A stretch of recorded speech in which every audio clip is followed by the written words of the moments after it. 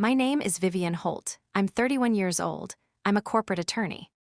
And 7 months ago, I stood in a room full of 200 people, donors, business partners, relatives, and journalists, and listened to my father publicly announce into a microphone that I was no longer part of his family. He used those exact words, no longer part of the family. And the way he said it made it clear he believed it was permanent. He said them clearly, without trembling, the way he said everything, with the calm authority of a man who had never once been told no by anyone who mattered to him. My mother was standing 2 feet to his left. She did not look at me. She looked at the room the way she always looked at rooms, measuring who was watching and what impression was being made. 200 people watched me absorb that in real time. I did not cry. I did not move. I stood in my black dress near the back wall of the Holbrook Foundation's annual gala, holding a glass of sparkling water I had not touched, and I kept my face exactly still. Because I had known something like this was coming. I had not known it would be a microphone and an audience. But I had known. 30 minutes after my father said those words, a woman I recognized as my parents' executive assistant came to find me. She was moving quickly, her expression carefully composed over something that looked like panic. She said, "Vivian, your parents would like to speak with you privately. Now, it's urgent." I looked at her for a moment. I said, "Tell them I'll be right there." She left. I stood still for another 10 seconds. I finished the sparkling water I had been holding for 40 minutes. I set the empty glass on a passing waiter's tray. Then I walked down the hallway toward my father's private office. And the next 30 minutes changed everything. Because for the first time in my life, they were no longer in control of the outcome. What they said to me in that office was not something they had planned to say that night. Now let me take you back, not to the gala, not to the speech. Let me take you all the way back to the beginning, to the family I grew up inside, because nothing about what happened that night makes sense without understanding how completely my parents believed they had already won. My father is Robert Holt. If you are from a certain part of the Northeast, that name means something specific. Holt Property Group had been building commercial real estate for 38 years. Office parks, mixed-use developments, long-term government leases. The kind of company that gets a paragraph in city council meetings and a table at every Chamber of Commerce dinner and a name on the side of 3 buildings in downtown Providence. My father built that. Not alone, my grandmother had given him his starting capital, a fact he mentioned once in an interview and never again in person, but with real work, real risk, real decades of grinding forward. I believe that. I have always believed that. Respecting what someone built does not require pretending that they are not also capable of using it against you. My mother is Patricia Holt, born Patricia Garner, from a Connecticut family with more name than money. She had met my father at 24, understood immediately what he was building, and brought to their partnership a social fluency and a strategic patience that my father, brilliant as he was, simply did not have on his own. They were, in every functional sense, a unit. 2 people who had decided long before I was born how their life would look, and who had spent 3 decades making everything in their orbit conform to that picture. I was born into that picture. My brother, Daniel, was born into it 2 years after me. Here is what the picture looked like from inside. My father ran the company. My mother ran everything else. Every dinner party, every charitable commitment, every social relationship that supported the business was managed by my mother with the precision of a second enterprise. The Holbrook Foundation, named for the street where my grandparents had their first property, had been established 17 years ago as the philanthropic arm of the family's public identity. It gave money to education initiatives and housing advocacy and arts organizations, and it served, quietly but clearly, as the social infrastructure that kept the Holt name warm in rooms where business was eventually transacted. Growing up in this house was an education in 2 things simultaneously. The first was how power actually works, not the textbook version, the real version, how a name creates a room before you enter it, how relationships are cultivated with the precision of long-term investments, how the performance of generosity, executed correctly, generates more goodwill than generosity itself. My father taught me this deliberately, Not by sitting me down and explaining it, but by bringing me along. To site visits when I was 12, to board meetings when I was 16. To donor dinners when I was 19, still in college, positioned at the table as the daughter, who would be successor. I was introduced at those dinners with a specific pride that I now understand had more to do with the image it created than with what he actually felt about me. The second thing growing up in that house taught me was this: my father's love was conditional on my usefulness, and the condition was defined by him, revised without notice, and never formally stated. As long as I was becoming the thing he needed, I was valued. The moment I became something he hadn't planned for, I was a problem. I excelled in school because excelling felt like the safest thing I could do. High honors, student council, 2 AP classes that genuinely bored me, and 1 constitutional law elective that genuinely did not. I applied to law school because my father brought me to a meeting with his corporate attorneys when I was 17, and I watched the way the room shifted when they spoke, the way my father listened to them with a respect he gave almost no one else. And I thought, that is a kind of power that does not depend on anyone's permission. I did not tell my father that was the reason. I told him I wanted to support the family business with proper legal expertise. He was pleased. He told his colleagues his daughter was going to be an attorney and come back to the company. He said it the way he said everything important about us, as a statement of fact rather than a question. I went to law school at 22. I was in the top 10% of my class by the end of first year. I found, in the rigor and precision and structured argumentation of legal education, something that fit my mind so exactly that it felt like a room I had been standing outside my whole life and had finally been allowed to enter. I called my father after my first semester grades came in. He said, "Good, keep working. We'll need you sharp when you come back." Come back, not if, when, I noted it. I said nothing. I kept working, 3rd year of law school. I received an offer from Callender and Ross, a mid-size corporate firm in Boston with a strong commercial real estate practice.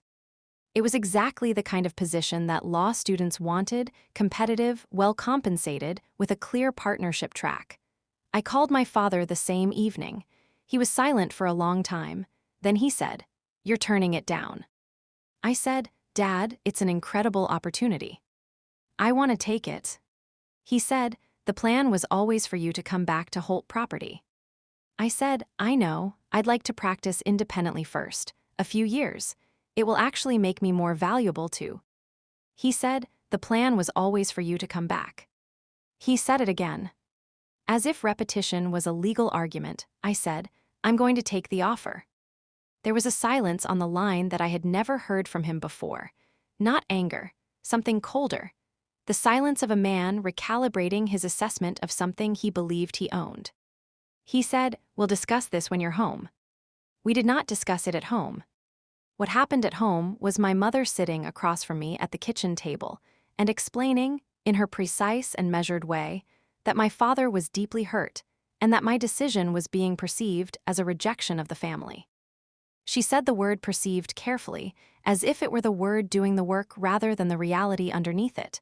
I said, "I'm not rejecting the family, I'm taking a job." She said, "To your father, those are the same thing."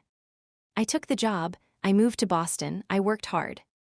I was good at it, genuinely good, the way you are at something when it is both trained skill and natural aptitude operating at the same time. I made junior partner in 5 years, which was fast. I built a practice in corporate restructuring and trust law that brought in clients independently, clients with no connection to the Holt name. My father did not call to congratulate me on the partnership.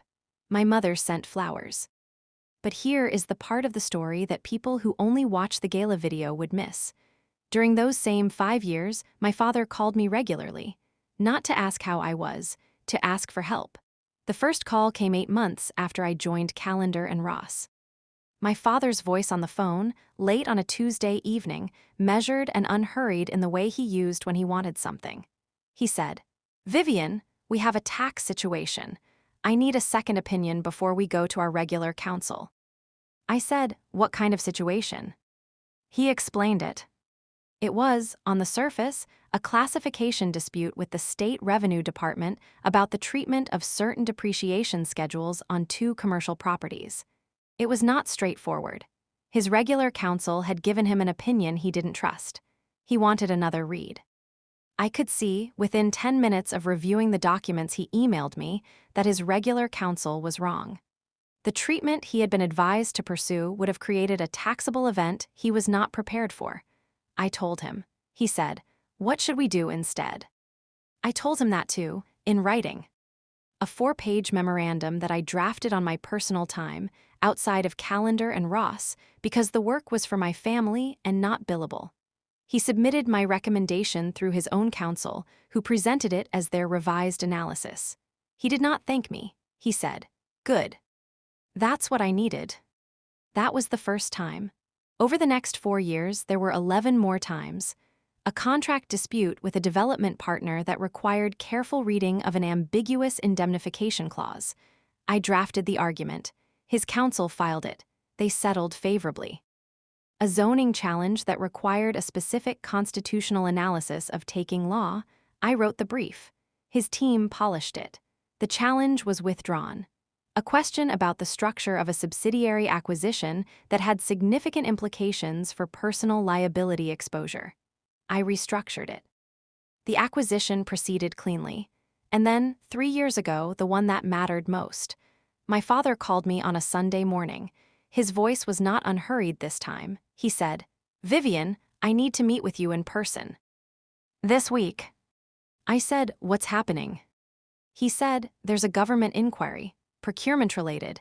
I need someone I trust absolutely." I flew to Providence that Thursday. I will not give you every detail of what the government inquiry involved, because some of it remains in confidential legal proceedings, and I am not here to litigate it in a YouTube script. What I will tell you is the shape of it. Holt Property Group had received government contracts over a number of years. A regulatory review had flagged certain contractual relationships for examination. The exposure, if the examination proceeded in a particular direction, was significant. Not criminal, my father believed, but administratively and reputationally damaging. The solution, in structural terms, required reorganizing the beneficial ownership of certain assets in a way that created legal distance between the company's operating activities and the assets under scrutiny. It was defensible. It was the kind of complex restructuring that top corporate attorneys do regularly in exactly these circumstances. My father needed it done by someone he could trust to understand it completely, execute it correctly, and never discuss it outside the family. He needed me. I sat across from him at the conference table in the Holt Property Group offices, the building where he had first taken me to a board meeting at 16, and I looked at the structure he needed. I said, "Dad, if I do this, my name goes on some of these instruments. Legally. As co-trustee and legal architect of the holding structure." He said, "I know." I said, "You understand what that means. If anyone later challenges the structure, my name is attached." He said, "Nothing is going to be challenged. The structure is clean. You'll make sure of it." I said, "I need you to understand that I am doing this as family, not as your employee, not as someone you can direct, as your daughter, as a co-trustee with legal standing that is real and documented." He looked at me for a moment. The specific look he used when he was deciding whether what someone had said was an obstacle or something he could work around. He said, "Understood." I spent 6 weeks on that restructuring, nights and weekends outside my billable hours. I built a holding structure that was clean, defensible, and correctly documented. I became the co-trustee of the primary instrument.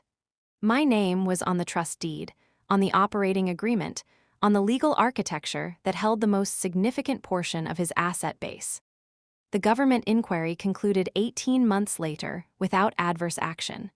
The restructuring had accomplished exactly what it was designed to accomplish. My father called me when the inquiry closed. He said, "It's over. Clean." I said, "Good." He said, "I knew you'd take care of it." He did not say thank you. He did not say what that work had cost me in time and stress, and the quiet erosion that comes from giving your professional capacity to something that will never officially acknowledge you gave it. He said, "I knew you'd take care of it." As if my care was simply the expected behavior of something he owned, I filed the call away with the 11 others. I went back to work. I built my practice. I made more money in my independent career than I would have made in a decade at Holt Property Group, because the market valued what I could do in ways my father's internal accounting never would.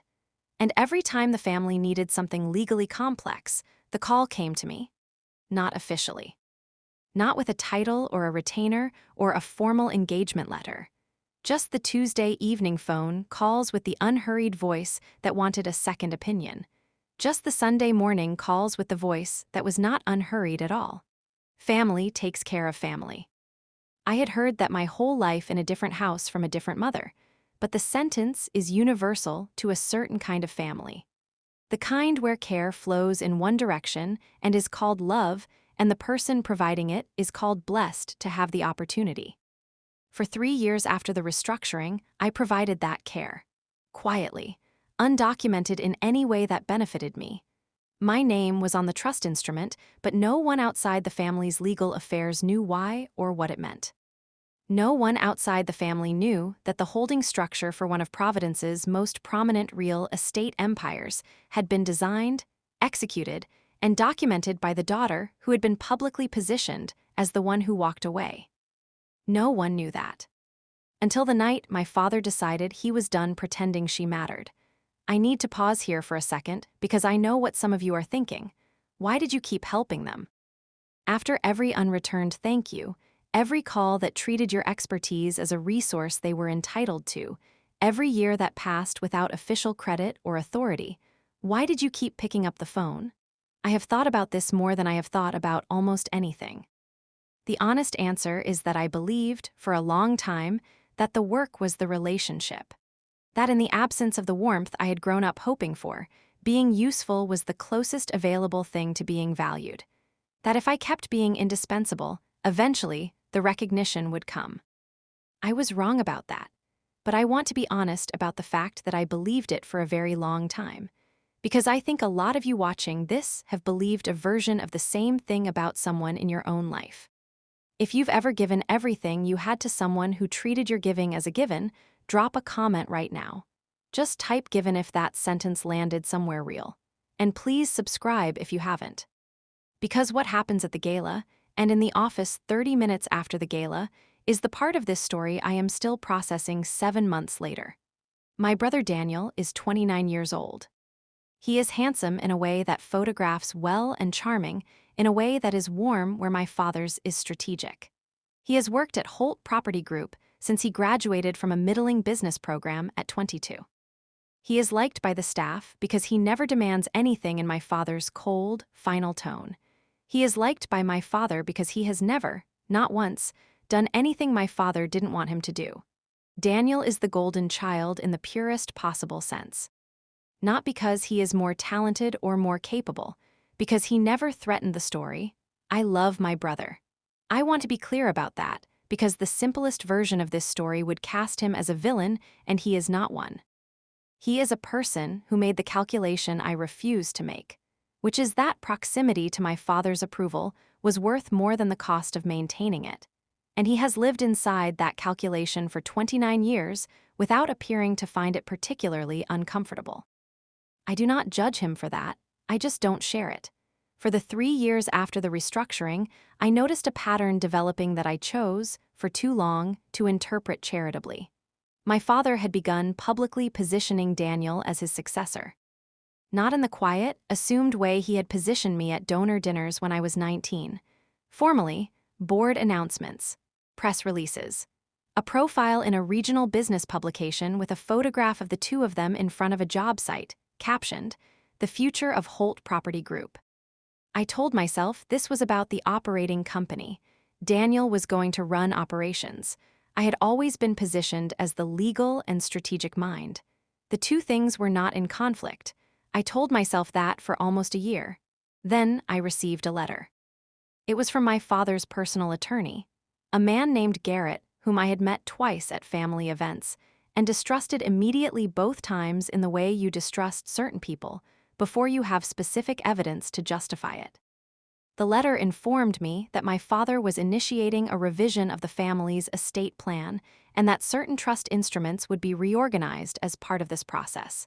It noted that I would be contacted regarding the transition of my co-trustee designation. Transition, not removal. Not discussion. Transition. I called my father. He said, "Garrett will be in touch. It's administrative." I said, "Dad, I'm the co-trustee of the primary holding structure. Any transition of that designation is not administrative. It requires my legal agreement." He said, "Garrett will explain the process."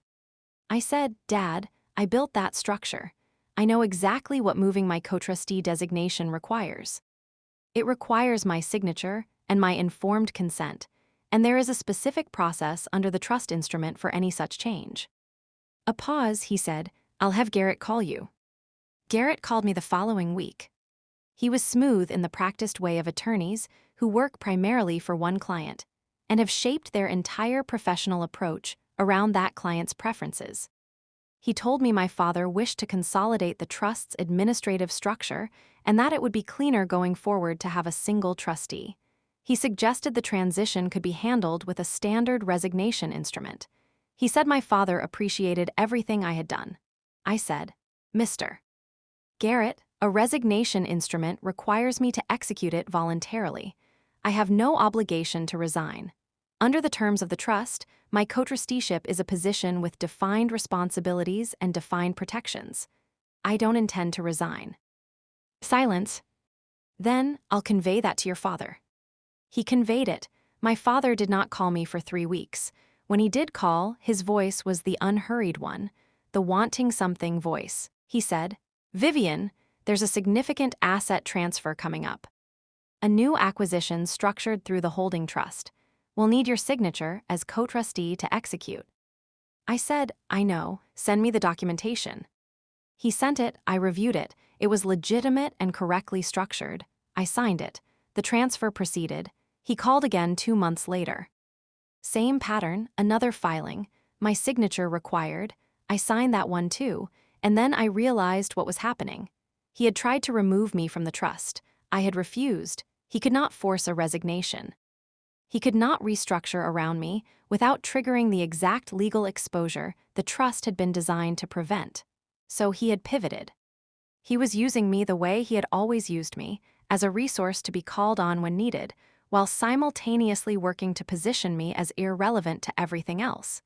He needed my signature. He did not want my presence. That distinction, which had been the organizing principle of my entire relationship with my parents, was now structural and legal in a way that had real consequences for everyone involved. I sat with that understanding for a long time, and I made a decision about the gala. I would go. Not because I was invited, though I was, with the perfunctory annual invitation that the Holbrook Foundation sent to all family members. Not because I expected warmth or acknowledgement or any version of the relationship I had spent 31 years waiting for. I would go because I understood something was coming. I did not know its shape, but I had been paying attention for long enough to feel the specific atmospheric pressure that precedes a storm. I drove to Providence on a Friday evening. I checked into a hotel rather than the family house, which I had started doing 3 years earlier and which my mother had characterized as a pointed statement and I had characterized as a preference for good sleep. I pressed my black dress. I arrived at the Holbrook Foundation Gala at 7:15 in the evening. I found a position near the back wall where I could see the room clearly. I waited. My father took the stage at 8:30. He looked, as he always did on a stage, exactly like what he wanted people to believe he was: controlled. Significant, a man of substance who wore the authority of what he had built without effort, because by this point it simply was him, the way bone is you. He spoke for 12 minutes about the foundation's work. He thanked donors. He acknowledged community partners. He gestured toward my mother and thanked her for her vision and dedication. He introduced Daniel, who stood and smiled and received warm applause from a room full of people who had watched him grow up as Robert Holt's charming son. 200 people in formal dress. Crystal glasses. Round tables with white cloths and small flower arrangements. The specific shimmer of a room full of people performing prosperity at each other. I stood near the back. I watched. Then my father's voice changed. Not dramatically, just by a register. The way a professional speaker moves from prepared remarks to something they intend to sound extemporaneous. He said, "I'd like to say something that is a bit more personal tonight, if you'll indulge me." Murmur of warm assent from the room. He said, "This foundation and this family's work in this community is something I have spent my life building. Not for myself, for a legacy, for the next generation." He paused. He looked down at the podium for a moment in the way that communicates weight. He said, "There are moments in a family's life when difficult truths must be spoken publicly because a family's integrity is not a private matter. It is witnessed by this community. It is held in trust by everyone in this room." Something changed in the air. A few people shifted. The room sensed something coming that it had not been prepared for. He said, "I want the people in this room to know, and I want it said clearly, that my daughter Vivian is no longer part of this family." Silence, not the comfortable silence of a room receiving a toast. The silence of 200 people processing something unexpected and looking for someone's face to understand how to respond. He said, "She has pursued a path of her own choosing, which is her right. But that path has been one of consistent rejection of everything this family stands for. She has refused every opportunity to contribute to this legacy. She has placed her personal ambition above the welfare of the family that raised her. And she has recently taken actions that I can only characterize as a betrayal of the trust we placed in her." I want to tell you what it felt like to hear that. I want to be accurate about it, because the easy thing would be to say I felt nothing, to present myself as someone who had anticipated this so completely that it landed without impact. That would be dishonest. What I felt was a specific kind of cold that starts behind the sternum and moves outward. Not shock. Not quite. More like the feeling of a door you thought was closed being revealed as never having existed. The wall was always open. You just couldn't see through it until someone stood on the other side. He said, "Effective immediately, all inheritance rights, ownership interests, and involvement in Holt Property Group and the Hallbrook Foundation will be consolidated in the hands of my son Daniel, who has demonstrated the loyalty and commitment this family requires." He looked up from the podium. He looked directly at me. He said, "The Holt family moves forward." Then he nodded to someone in the sound booth, and the room's background music resumed, and people began to talk to each other in the specifically uncertain way of guests, at an event that has just become something other than what they expected. My mother looked at me once from the stage. Her expression was not triumphant. It was not apologetic. It was the expression of someone executing a plan they have already moved past. I stood at the back wall. I counted my breaths. 4 in, 4 out. I thought about the holding trust. I thought about the co-trusteeship.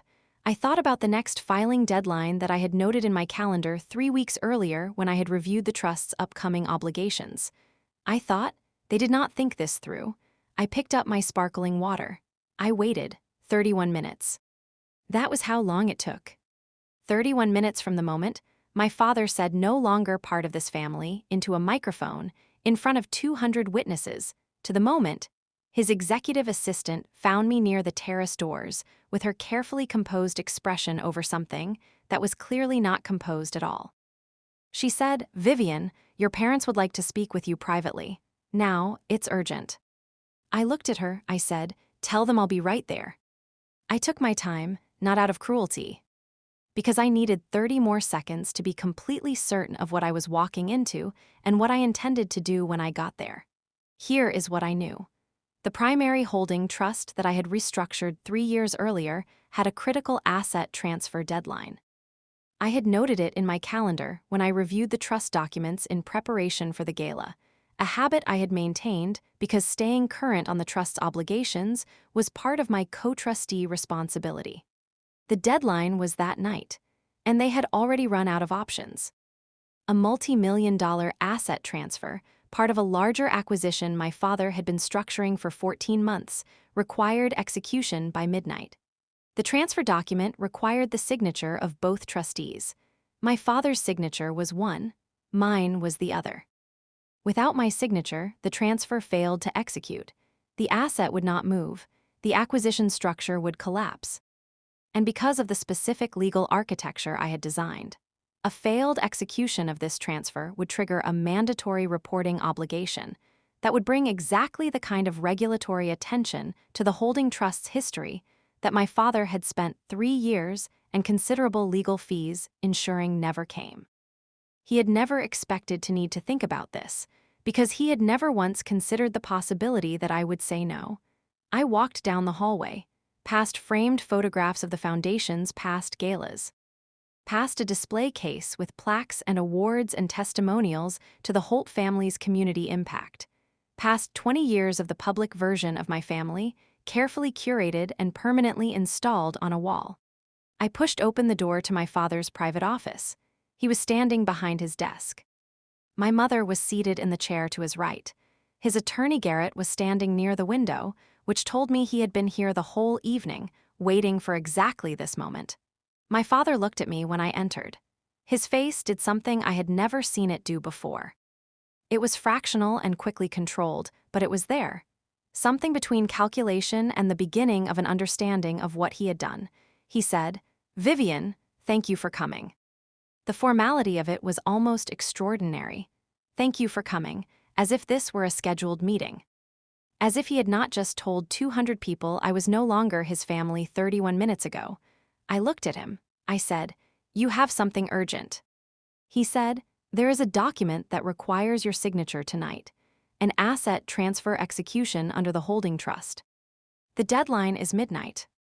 I said nothing. He said, "We need your co-trustee's signature. I realize the timing is." I said, "Say the rest of that sentence." He stopped. I said, "I realize the timing is what, Dad?" My mother spoke from her chair. Her voice was careful and controlled in the way it had always been when she was managing a situation that had deviated from her plan. She said, "Vivian, this is a significant business matter, and the timing of the personal conversation this evening was." I said, "Personal conversation." She stopped. I said, "You'd like to characterize what happened out there as a personal conversation." Garrett shifted near the window but said nothing. I looked at my father. I said, "In front of 200 people, with a microphone, you told this room and every journalist and business partner present that I am no longer part of this family. You said I rejected this family's legacy. You said I betrayed the trust you placed in me. You transferred my inheritance to Daniel. You did all of that, on a stage, in public, by choice." He said, "Vivian, the business matter." I said, "I am getting to that." He was quiet. I had never told my father to be quiet before, not directly, not with that tone. The room absorbed it. I said, "I am no longer part of this family. You said that, clearly, publicly, into a microphone. I want to make sure we are all in agreement about what was established tonight." My mother said, "Vivian." I said, "Mom, please." She stopped. I looked at my father. I said, "You need my signature on a trust document tonight. And your position is that I should provide it because, what? Because I'm family? You just told 200 people I'm not." The silence in that room was different from the silence in the ballroom. That silence had been the silence of 200 people absorbing a surprise. This silence was the silence of 3 people in a small room understanding, at different rates, what had just become true. Garrett spoke from the window. His voice had the careful tone of a man who has realized the legal landscape of the last 3 hours is worse than he was briefed. He said, "Miss Holt, the trust instrument has obligations that are not contingent on." I said, "Mr. Garrett, I know what the trust instrument says. I wrote it." He closed his mouth. I looked at both my parents. I said, "Here is where we are. I am the co-trustee of the primary holding structure of Holt Property Group. I have been the co-trustee for 3 years. I built that structure. My name is on the trust deed, the operating agreement, and every major legal instrument in this family's asset base. That is a documented, legal, irrevocable fact." I paused. I said, "And 31 minutes ago, in front of donors, business partners, family members, and 3 journalists who were in that room tonight, You publicly stated that I am no longer part of this family and that all rights and involvement are transferred to Daniel. My father said that was a family matter. I said it was a public statement with witnesses. If you would like to argue otherwise, I am happy to point you to the 3 journalists currently standing in your ballroom with notes. The muscle in his jaw worked. Once, I said, you cannot publicly disown me and then privately require my compliance. The law does not work that way. My co-trusteeship does not evaporate because you said something into a microphone. My legal obligations and protections under that trust instrument are exactly what they were at 8:30 this evening when I walked into this building. My mother said, "Vivian, please," and her voice was different. Not controlled, something under the control, rising. There are things at stake that go beyond tonight. The acquisition, the restructuring, if this transfer doesn't execute. I said, I know what happens if the transfer doesn't execute. I design the structure it sits inside. I know exactly what triggers. She was quiet. I looked at my father. He was looking at me with an expression I had never seen from him across 31 years. Not warmth, not coldness. Something that had no name in the catalog of expressions my father had ever directed at me. Something that looked, if I had to choose a word, like reckoning. He said, "What do you want?" He had never asked me that before. I need to stop here, because I know that right now, some of you are thinking, this is the moment. This is where she names her price and walks out with everything. And some of you are thinking, what would I ask for? What is the right number? What does justice actually look like in a room like this one, when the people who dismissed you finally need what only you can give?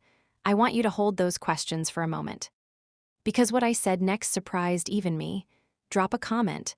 Tell me what you would have done. What would you have asked for in that office? I read every comment. I want to know. My father asked, "What do you want?" And I told him I did not ask for money.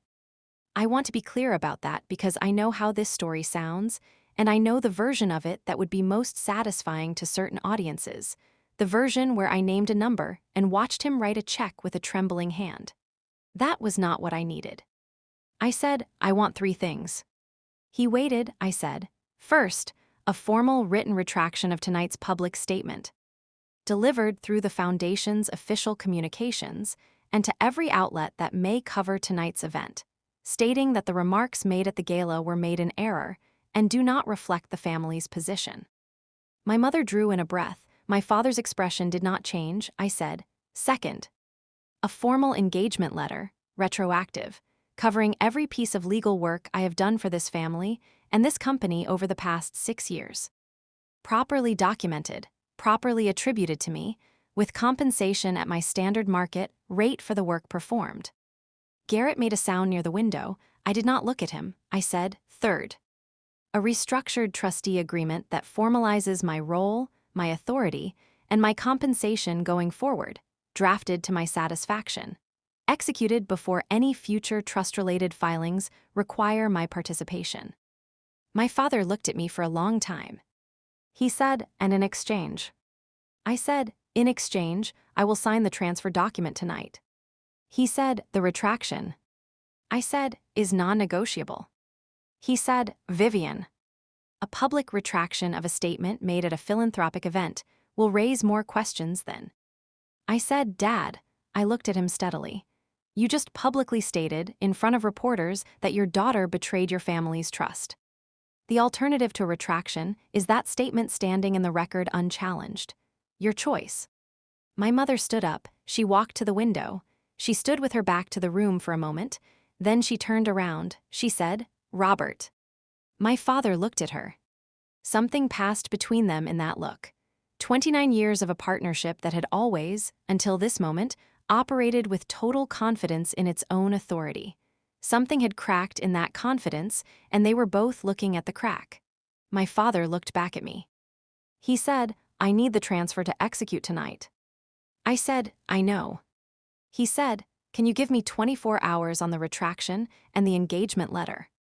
I said, the retraction needs to go out tonight. A statement through the Foundation's social channels before midnight. The engagement letter and the trustee restructuring can be finalized within 30 days. He said, tonight is.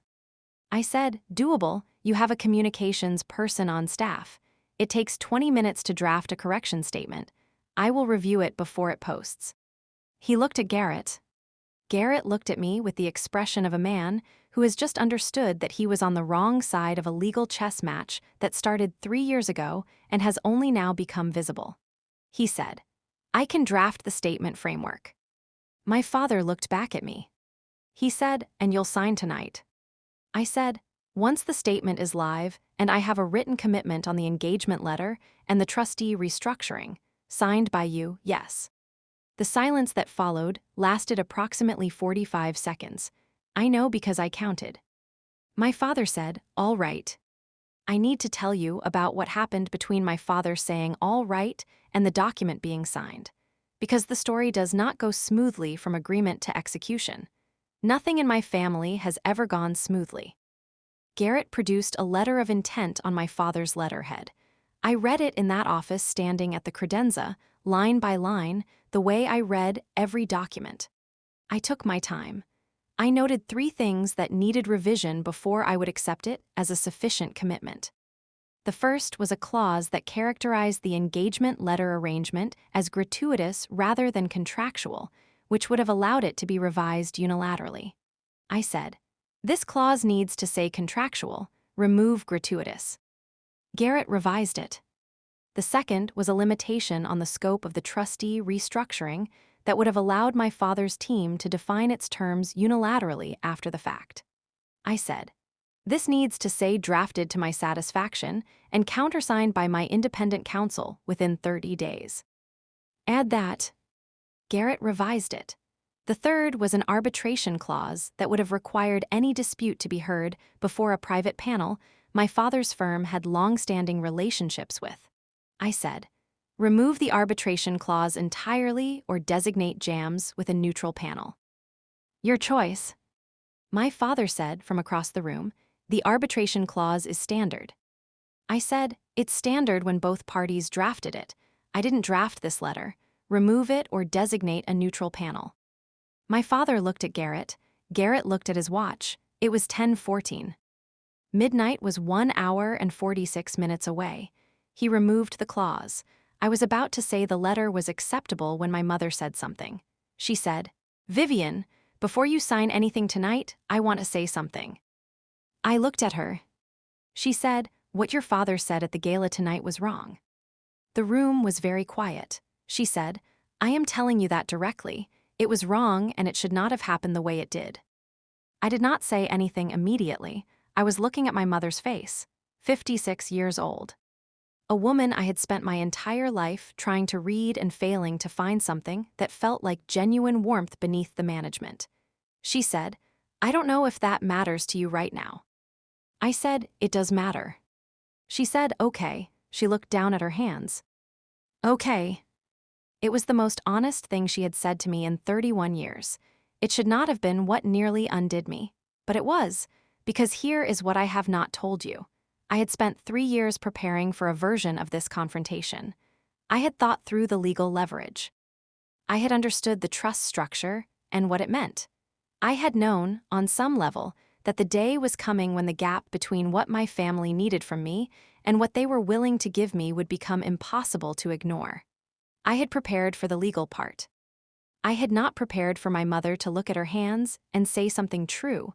Here is what almost happened. I almost said it was fine. I almost said we could discuss the letter details another time.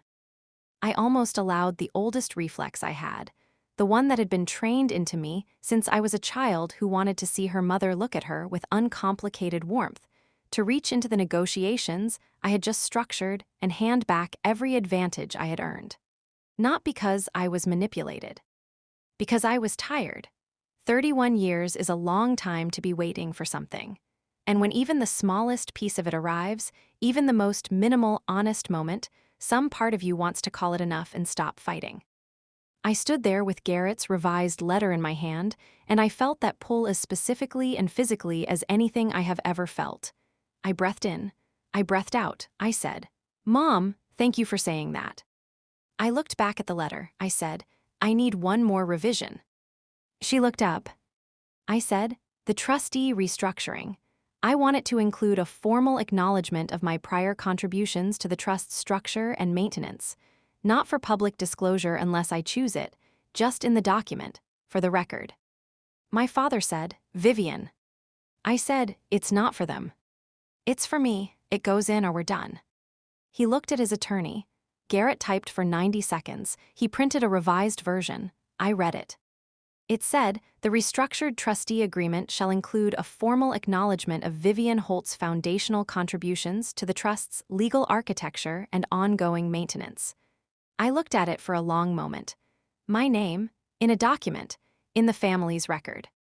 Doing the work it had always been doing, but had never been allowed to be seen doing. I said, "This works." At 10:47 in the evening, my father countersigned the letter of intent. I signed it. At 10:52, the Foundation's communications person posted a statement through the official channels. Garrett had drafted it, I had revised it. It said, in plain language, that remarks made earlier in the evening regarding Vivian Holt did not accurately represent the family's position, that they were made in error, and that Vivian remained a valued member of the Holt family and a key part of the family's legal and structural affairs. Valued member of the Holt family. I read those words on my phone in my father's private office, while the man who had said the opposite 42 minutes earlier stood 6 feet away. At 11:09, I signed the asset transfer document.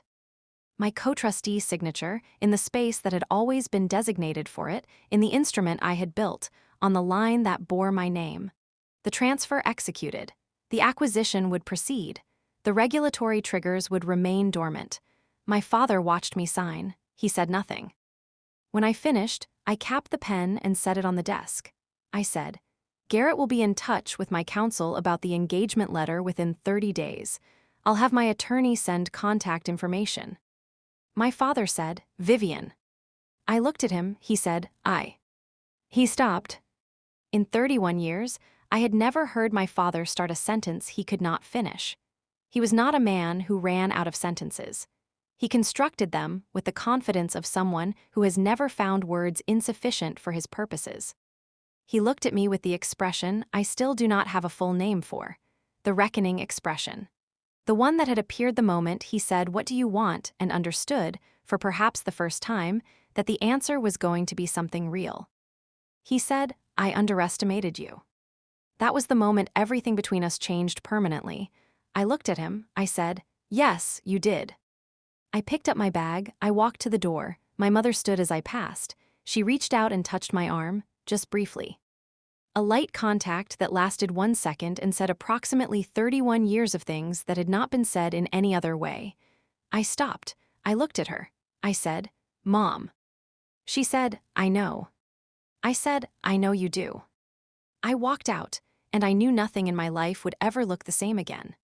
I walked back down the hallway past the framed photographs and the plaques and 20 years of the public version of my family. The gala was still in progress. The background music was still playing. A handful of guests remained, finishing their drinks at the tables in the way that dedicated gala attendees do when they have invested in the evening and are reluctant to admit it is over.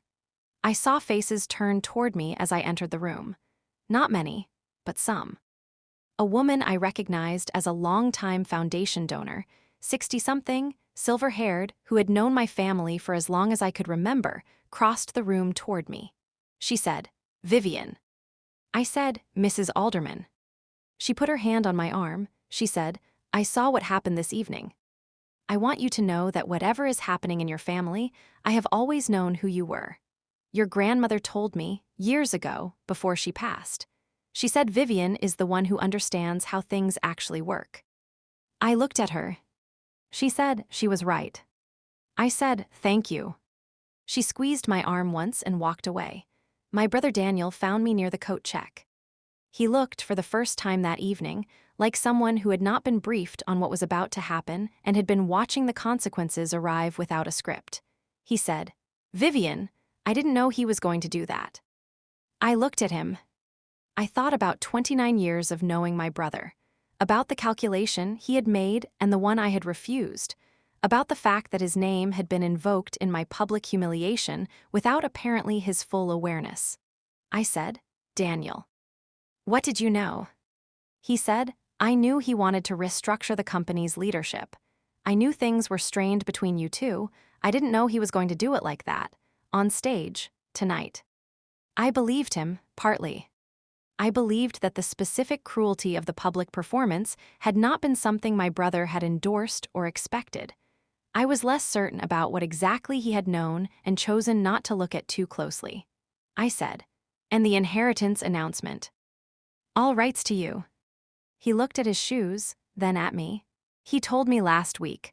I told him I wasn't comfortable with it. He told me it was the right decision for the company. I said, and you didn't call me. He said nothing. I said, Daniel, I am not angry at you. But I need you to understand something. What happened tonight is not just between me and Mom and Dad. You are going to have to decide, going forward, how much of this you are willing to not see, because not seeing has a cost. I carried that cost for a long time. At some point, you will too. He looked at me, he said, Vive, I'm sorry. I said, I know. I got my coat, I walked to my car.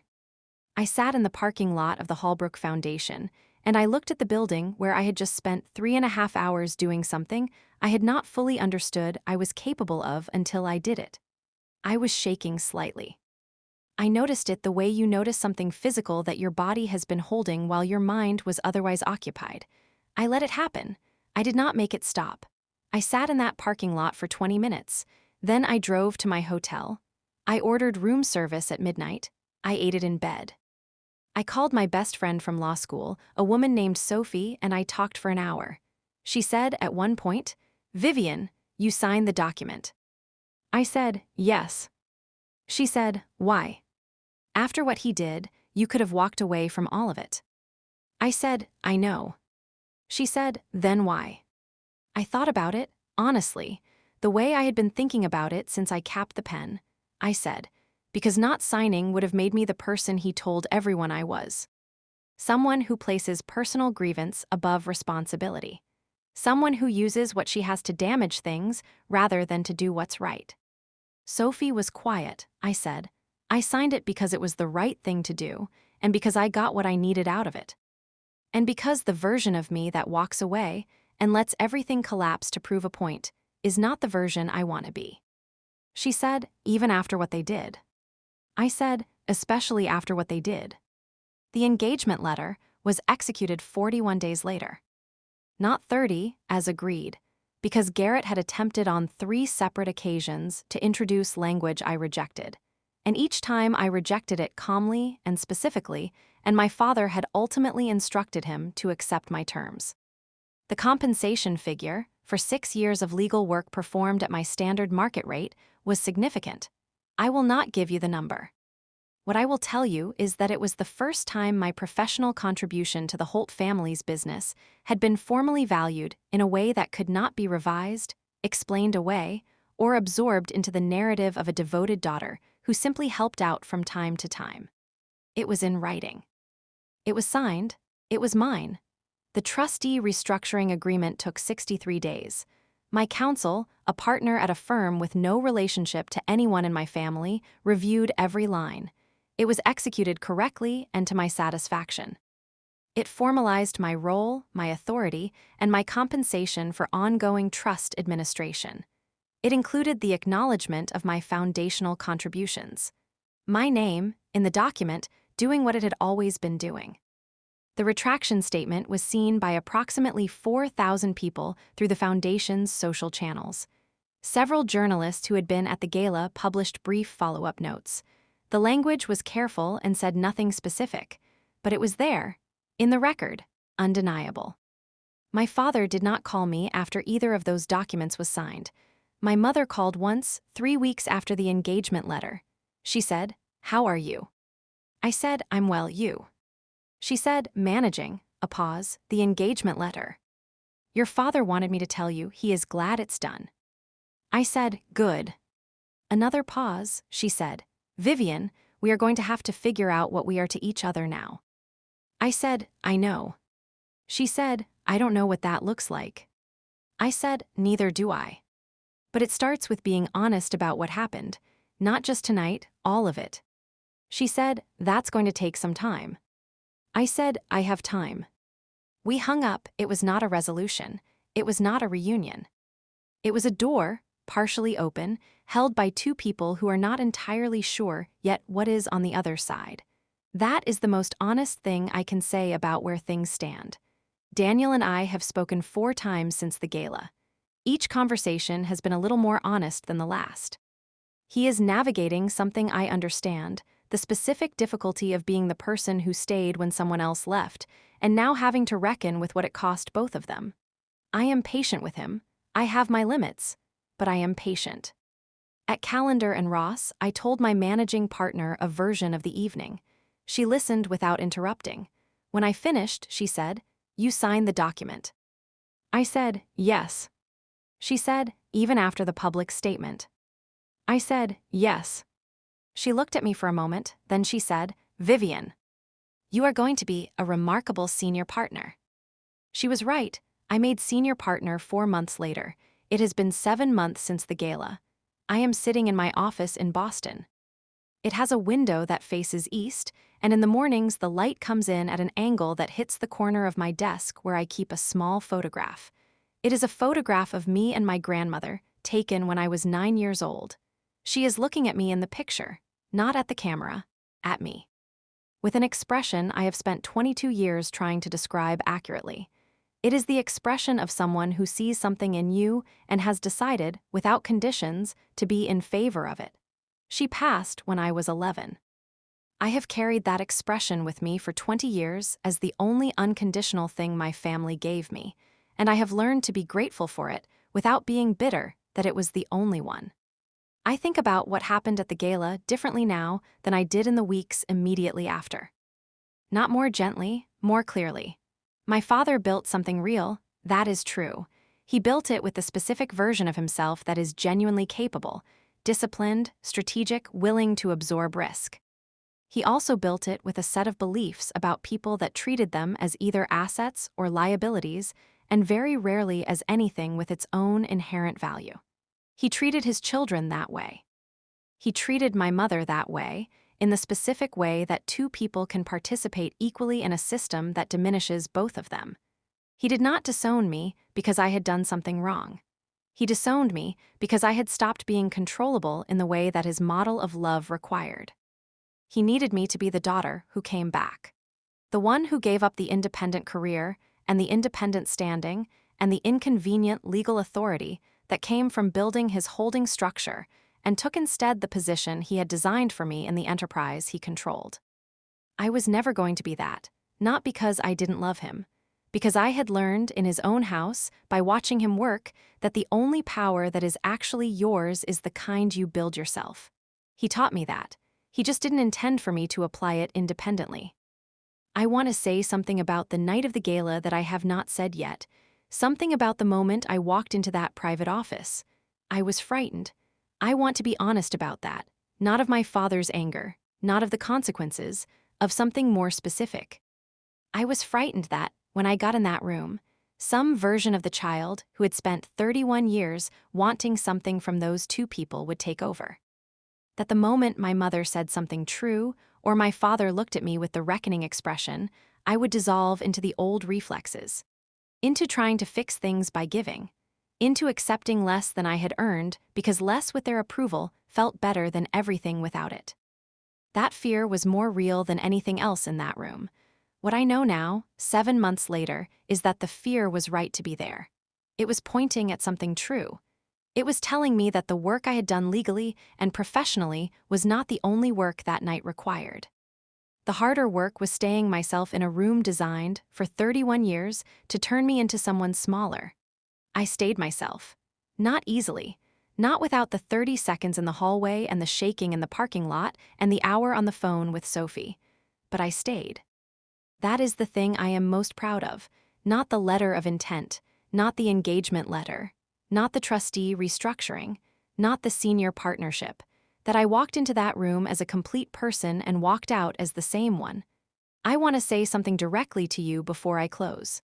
If you have ever been in a family where your value was measured by your compliance, where love was extended to the version of you that served the system and withdrawn from the version that didn't, where your accomplishments were described as family assets when they were convenient and dismissed as personal indulgence when they were not. I want to say something clearly. The work you do is yours. The expertise you build is yours. The authority you earn, through years of correct, careful, underpaid, and underacknowledged effort, is yours. It does not belong to the people who benefit from it while declining to name you as the source. The moment the people who have underestimated you discover that you are indispensable is not a moment for revenge. It is a moment for clarity, not anger. Clarity, you know what you have built, you know what it is worth. You know the difference between what you owe people and what people believe they are owed by you. Those two things are not the same. My father spent 31 years believing I was the emotional one, the one who left, the one who chose ambition over family. He told that story so consistently and so publicly that I think he eventually believed it completely. What he had not accounted for was that while he was telling that story, I was in an office in Boston building something he had not anticipated and could not control. Not against him, for myself. And on the night he chose to make that story public and permanent, the thing I had built was the only thing standing between his empire and a midnight deadline. He found out, in the most direct way possible, that the story he had been telling about me was not the truth about me. That is not a lesson I needed him to learn on my behalf, but I will admit, quietly, that watching him learn it was the most satisfying 31 minutes of my life. I am a senior partner now. I have a window that faces east. I have a photograph of my grandmother on the corner of my desk. And somewhere in Providence, my father's holding structure sits on a foundation that I designed, with my name on the trust deed, and the specific satisfaction of knowing that the architecture holds because I built it to hold, and it will continue to hold. And when the next filing deadline comes, he will know exactly who to call. He will call me, because this time he knows exactly who I am, and I will answer, on my terms, at my rate, with my name in the document. That is not revenge. That is just the natural consequence of building something they could not build without you. Thank you for staying with me through every part of this story. I want to hear from you. Has there been a moment in your life when the person who underestimated you suddenly needed exactly what you had? When the power shifted and you had to decide in real time what kind of person you were going to be? Drop a comment. Tell me what you did. And tell me this, would you have signed the document? I genuinely want to know. Subscribe and hit the notification bell for more stories like this one. And if you know someone who has spent years being the one who does the work without the credit, share this with them. They need to know the deadline comes, and they need to know what to do when it does. Until next time, build something they cannot build without you.